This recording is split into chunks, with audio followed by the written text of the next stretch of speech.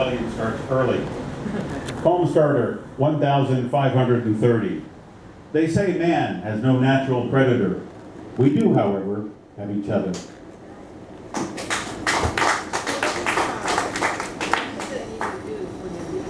Not a poem about high school. This poem is certainly not one about high school. That is the last thing that I would write about. So this poem is not about high school. It's not. The jocks, the heads, the brains, the class clowns, the rejects, the black kids, the Asians, the new kids, the babes, the cheap dates, the juvies, the retards, and the invisible ones. The rich, the poor, the upper middle class, and the ones we knew nothing about, but we heard things. The polite, the goofy, the hairy before their time, the virgins, the promiscuous, the perverted, the beautiful, the handsome, the polite, the rude, the ugly, the carpenter's daughters, the fat slobs, and the one with cancer. The people who ignored me, the people who watched my back, the people who betrayed me, the people who picked on me, the people I admired, the people I fantasized about touching, the people whose lives I wanted, the people who I felt sorry for, the people I thought about killing, slowly.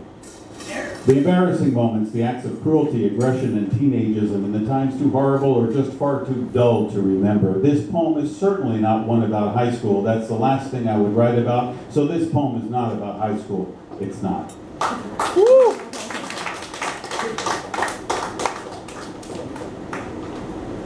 More about father and son. You'll never amount to anything.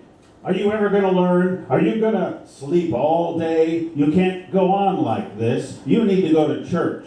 You'll never amount to anything. Don't talk back to me. There are no free rides, pal. You think you have it tough. Who the hell do you think you are? You better straighten up. This is my house, my rules. You'll never amount to anything. This is no way to live your life. What the hell is the matter with you? When are you going to grow up? Turn the music down. What do you know about it, Mr. Budinsky? Not fair. Life isn't fair. You'll never amount to anything. Money doesn't grow on trees. Don't you care what people think? Stop being so selfish. Shut up and listen to me for a change. You're going to wind up in jail. You'll never amount to anything. I don't want to hear about it. You need to be more responsible, Mr. Smarty Pants, Mr. Know-It-All. Call me when you don't need anything. Goodbye.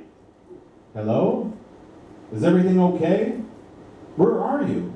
It's been too long since we've heard from you. I tried to call, but the number was disconnected. You taking care of yourself? Well, you must be doing something right. I don't know how you do it. I'm proud of you. You know, you can tell me anything. I'm here to listen.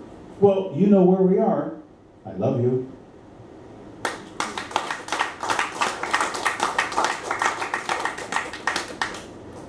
Not a self-made poem. The writer's fingers weren't bloodied when he typed on his keyboard with the fury of Pete Townshend thrashing his guitar. Now, through the pea-soup fog of self-doubt, the loser, formerly known as You Won't Amount to Anything, steps up to the microphone and reads a muted scream filtered into a poem about sunlight sliced by evergreen bristles into beams of light. The calm demeanor never lets you even imagine a sexually abused past. It's been washed off his sleeve long ago by a downpour of wordplay, soothed by peppermint bombs of humor, redirecting rage into titanium pan, frying up doubt and lack of confidence that sticks to the Teflon coating, though the pretender at the microphone ignores the irony with every breath.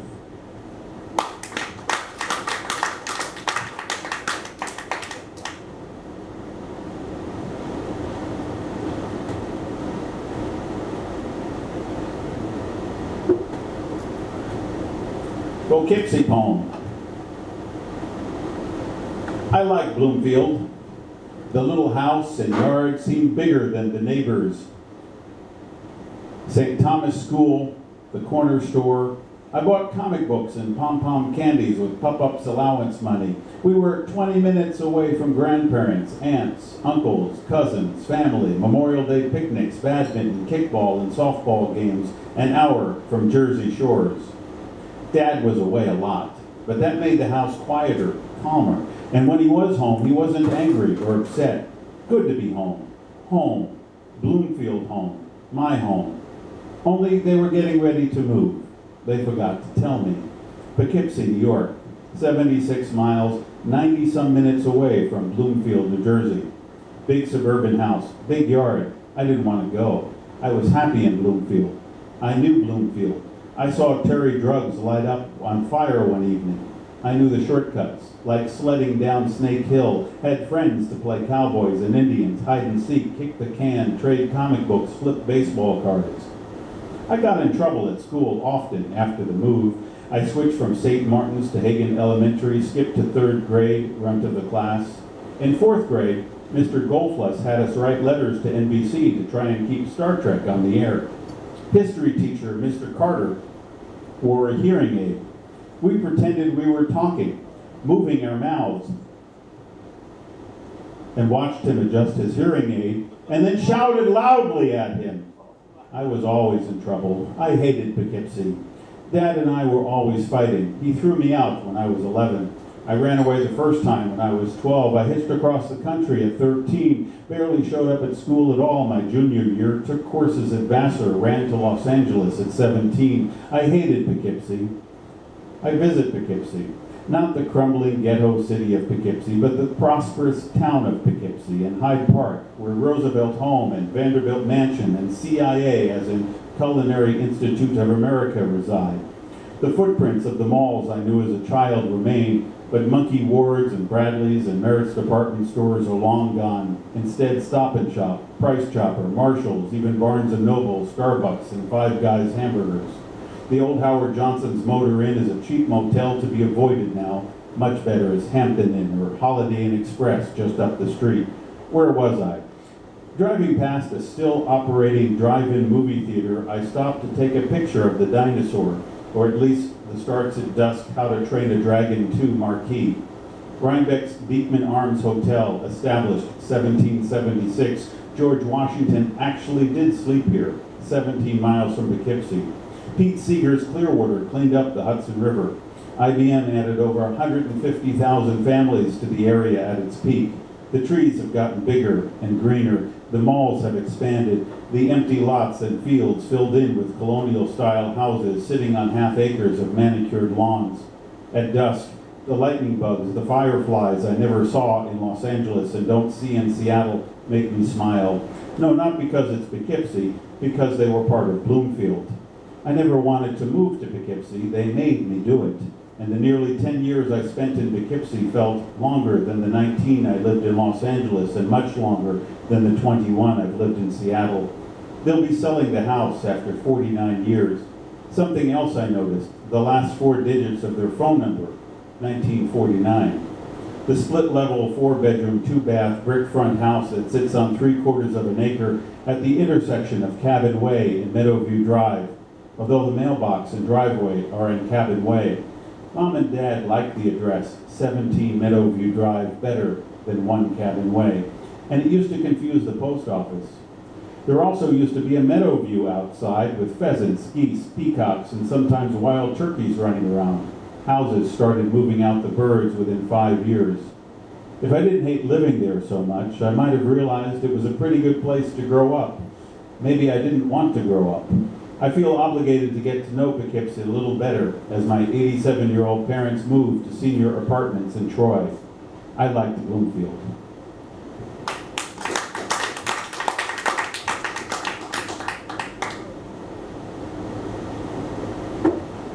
Thank you. I don't want to forget. This one opens with an epitaph from Alice Walker. I was brought up to try to see what was wrong and right it. Since I am a writer, writing is how I write it. I don't want to forget. She told me the story again. I liked hearing it anyway, and we haven't seen each other or talked like this for 6 years. Your dad hates it when I say it, she says with a chuckle and a little repositioning of her head that makes me realize she genuinely enjoyed being a little naughty, a bit of a rascal. That must be where I get it. I'd better explain so you'll understand the story. My mother's maiden name is Wright, W-R-I-G-H-T. She once had 6 brothers and sisters. Two are left. She's 87. Oh, he hates it when I say it, she says. Did he ever find it funny? Maybe. Probably not. As I like to say, I used to be right before I got married. Of course, when you hear this, it sounds like I used to be R-I-G-H-T before I was married. And if you know my dad is an engineer, an IBM think man for nearly 30 years, an only child, an A-type control freak personality, a devout Catholic who later in life became a deacon for over 20 years, you might realize this little act of rebellion from Mom pushed his button hard every time she uttered it. God bless her. What I suddenly realized this time is how Mom delivers the line with the sort of perfect comic timing her beloved Johnny Carson sometimes used when delivering his Tonight Show monologues. Henny Youngman had, "Take my wife, please." Mom has, "I used to be right before I was married." My dad was in the hospital, internal bleeding. Things took a turn for the worse. I hopped an expensive flight from Seattle to Newark, rented car to Poughkeepsie. Dad recovered, but it took a few extra days. We talked quite a bit in the hospital. He was worried about Mom. Mom had trouble walking. She would not use the cane Dad got for her. Mom hadn't left the house for over a year, and that was to attend the funeral of her sister. Mom wouldn't go to the doctor. Mom wouldn't permit strangers into the house. Mom would have anxiety attacks. Dad took care of her.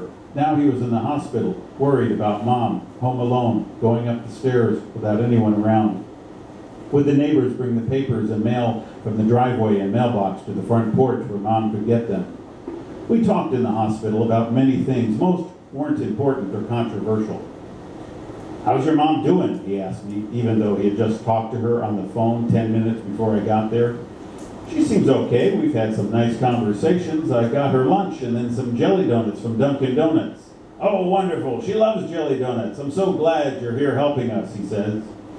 We joke, make witty comments at the nurses, hospital staff, and visiting chaplain, who came from India 30 years ago. He really was named Charles Heston. "Oh, so that was your chariot outside taking up 2 parking spaces," we joke. Mom and Dad have been together over 60 years. "Your mother drives me crazy, you know," Dad reminds me for the 3rd time in the last hour. "And you let her," I say again. This time he asks, "What do you mean?" "A perfect example, something she says that she knows will upset you." "What's that?" "I was right before I was married." "Oh, I hate that," he says, fist clenching. "She used to say that to her friends and family all the time." "It's funny." "Not to me." "She knows that. That's why she still says it." "She enjoys hurting me." "She enjoys realizing that you can't control everything about her or yourself." "What?" "She knows how you will react when she says it. She knows she can get one up on you, and sometimes that's a very difficult thing to do." "Do you think she loves me?" he says in a little quiet voice I've almost never heard before. I don't hesitate. "There's no doubt in my mind she loves you very much." He says nothing for a moment, then sighs loudly. "How do you know?" "I can see it in her eyes when we talk about you. The way she tells me things, like how her saying I was right before I was married upsets you. She loves you very much." And tears well up in Dad's eyes. "You don't know how much I needed to hear this. It means so much." "It's unconditional," I say. "Yes," he says, his body relaxing, his eyes closing to nap.